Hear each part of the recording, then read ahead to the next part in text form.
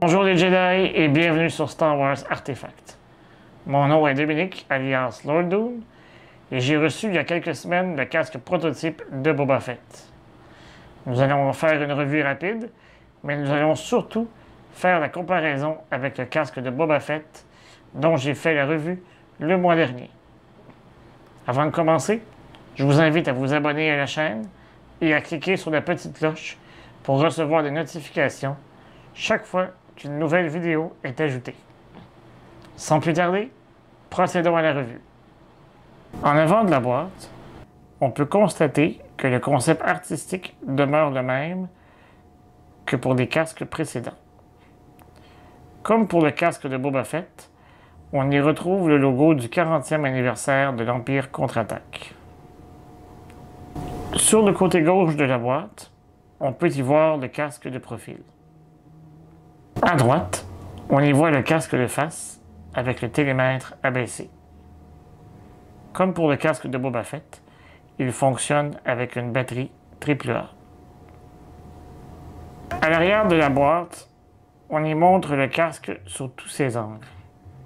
Et y retrouve un petit paragraphe qui se lit comme suit.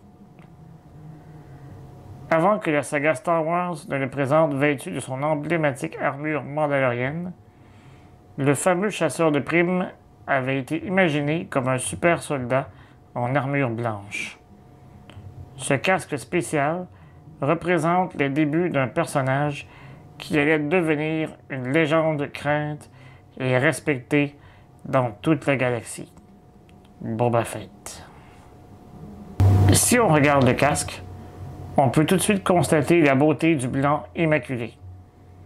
Ce n'est qu'une fois qu'on le regarde de proche que l'on peut constater que certaines traces d'usure issues du moule de la version précédente du casque s'y retrouvent toujours. À l'arrière, de chaque côté de la trappe d'aération, on y retrouve encore des traces d'usure qui ne devraient pas y être selon moi. Comparons maintenant le casque avec la version du film. Outre la peinture, la principale différence se trouve au niveau de l'absence de la cavité sur le côté supérieur droit du casque prototype. Aussi, les deux petits triangles au-dessus de la visière sont maintenant de couleur rouge et vert, alors que sur le masque de Boba Fett, ils sont de la même couleur que le masque. Sur le côté gauche, la peinture détaillée sur le mécanisme du télémètre est absente. À l'arrière, on n'y retrouve aucune différence notable, outre la peinture, évidemment. Il en va de même pour le côté droit du casque. Comme vous l'avez vu, les masques sont pratiquement identiques. La partie supérieure a été refaite afin d'enlever la cavité sur le côté supérieur droit.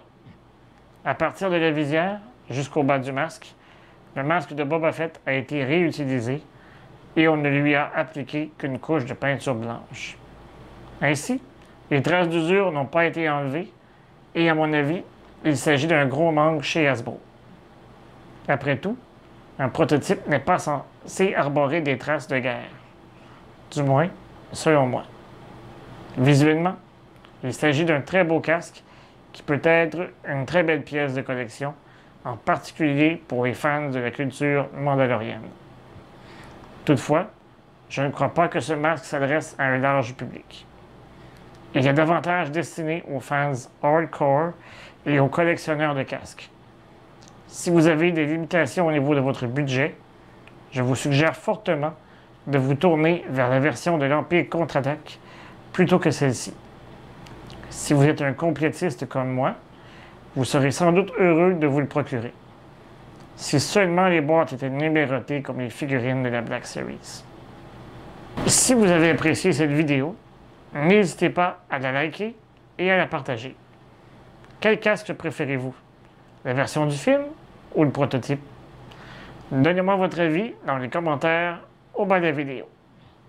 La semaine prochaine, je vous présenterai une autre revue.